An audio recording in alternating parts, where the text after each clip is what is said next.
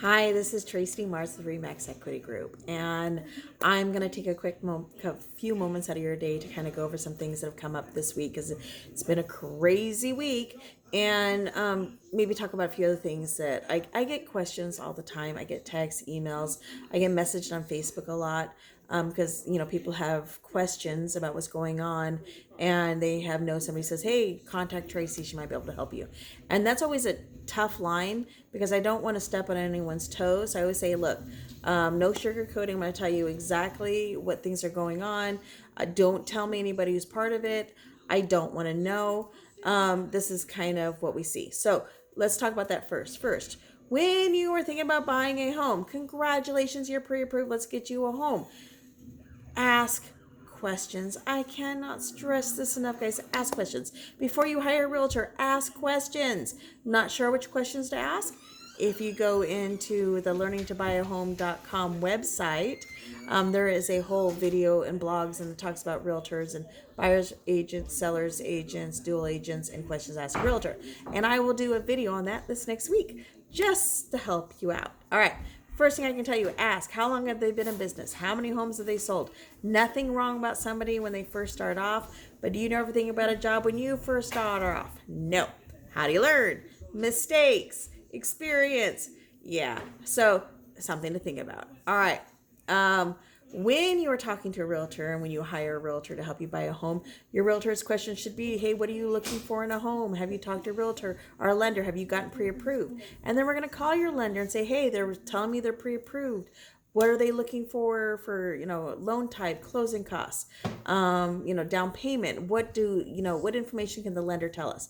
What did you pre-approve them on based off of how many in taxes? The reason why this is important is because when I am pulling up houses for you to look at, I want to make sure that the homes I'm sending you are homes that will be financeable with your loan type. Okay. It is a seller's market, as many of you have already know, and we've talked about in the past, and a lot of homes are getting multiple offers. All right, so this kind of ties into the next one. When you are looking at a home now, again, you have the right, if you say, look, I know you're telling me they won't take it to FHA loan, but I really want to see it. I'm going to tell you, okay, I'm going to show you. And you can say, Tracie, I really love this home. I still want to make an offer. Okay, great.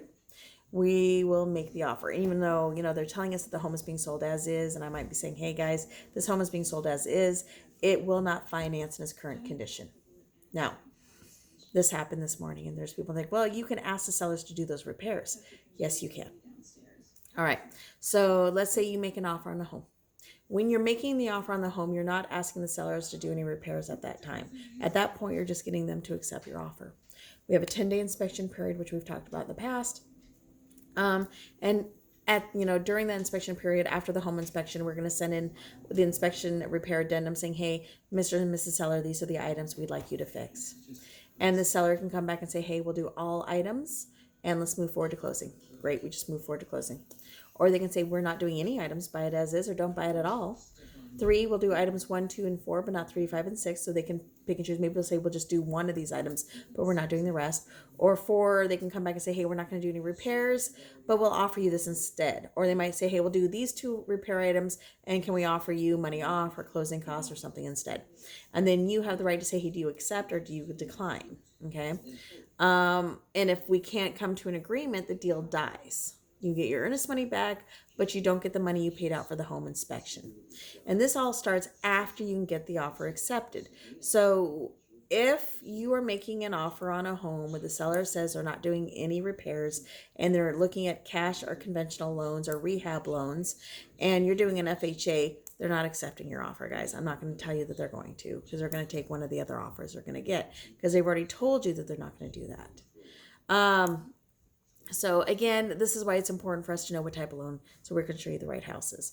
It happened today. These people fell in love with the house. They even told their agent, hey, we want to make an offer on this house, get all the paperwork done, and we'll sign it when we get there. 2, do not trust internet photos. Internet photos is a lot like internet dating. You don't know what you're going to get there. You are looking online, looking at photos and inspecting Brad Pitt, and you show up at the house and you got Danny DeVito. Internet photos are liars. We hire professional photographers for a reason, because we want to make you fall in love with the house before you even see it. All right, so there's that. To also is fact, never, ever, ever have the offer wrote up before you get to the house. You don't know what you're going to see when you get there. So in your mind, you've already made the offer in the house. You've already fallen in love with the house. You get to the house. Agent says, guys, this house is not going to pass an inspection. Now, there's kind of a catch on that one too.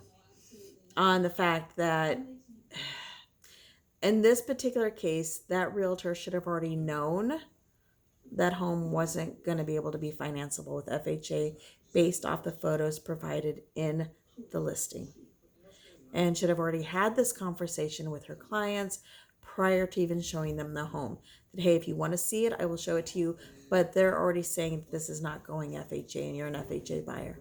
Yes, I know it looks like some of these issues that need to be fixed are pretty minor, but if they're already saying they're not going to fix it, it doesn't matter if they're minor or not.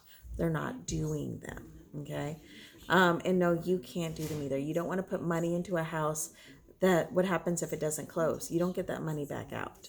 You're out that. So, again, we will show you whatever home you want to look at. You can make an offer on any house you want to see. You can make whatever offer you are. Our job as your realtors, try to make the offer, help you make the offer. Because remember, we're not salespeople, okay? We don't have a product to sell. We're customer service. Think of us like GPS. Our job is to try to help you get your offer accepted and get you to keys. This is your bus. This is your home adventure. Our job is to help you get to the end of it, which is keys. Okay. And yes, sometimes we have to recalculate because just like in those commercials, real estate has a lot of mayhem, which is why my hair looks like this today, because I've been running through my fingers through it a lot today. And I don't even have time to go over everything what's happening today. So again, ask questions. Take a home buyer education class. Can't stress that enough. What you don't know can come back and bite you.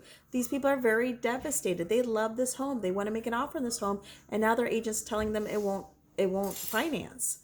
This all could have been dealt with by the buyers asking for questions, the sellers or the buyer's agent providing information. We've got a lot of miscommunication here. We've got buyers who don't know the questions to ask, and it looks like a buyer's realtor who doesn't know the questions to ask or even the steps to help their clients get into this house. There's a lot of things going on there. Education is key. Can't stress that enough. All right. So I guess that's what we're going to talk about today. The other thing I will say is if you are making an offer on a home and you don't get your offer accepted, because I hate to tell you guys, you're going to miss out on some homes before you get an offer accepted. However, if you are close enough, okay, and your agent says, hey, you know what, our offer wasn't accepted, but they're offering us backup position. Take the backup position. Seriously, we're getting crazy offers on our listings right now. Crazy offers on our listings. And a lot of times people get to the inspection process or they get close to the end and they can't compete it, or they get cold feet. We're seeing a lot of people, oh my gosh, maybe we shouldn't have made this offer, or hey, yeah, this offer got accepted, but we really like this house better, so now we don't even want to go through with this house. Believe it or not, it's happening, which is not a legal reason, but there it is. And people are backing out of offers. If you are in backup position, what this means to you is that if the first offer accepted, first position offer backs out, you move into first position right away. You don't have to compete. You don't have to do anything else. They give you a call saying, hey, first offer backed out. Are you guys still available? Yes, you are. Bam. Now the time period starts. You have to do the home inspections, the rest of it. If offered the backup position right now, take it. 2, buyer's love letters. Buyer's love letters does not mean they're going to accept your offer over a stronger competing offer or an competing offer that makes them more money. The best way to be a good buyer is to think like a seller. What a buyer's love letter means that is if they have 2 or 3 similar offers, okay, that buyer's love letter, if you are one of those similar competing offers, might sway them to taking your offer, okay, or might not. Some I've got right now where I have a client who's got an offer on a house and the seller's agent's flat said, no love letters. Offers talk and the rest doesn't. So there's your quick things today. 1, ask questions. 2, get some education. What you don't know can and will hurt you. And your agent's lack of education, your agent's lack of information can and will hurt you.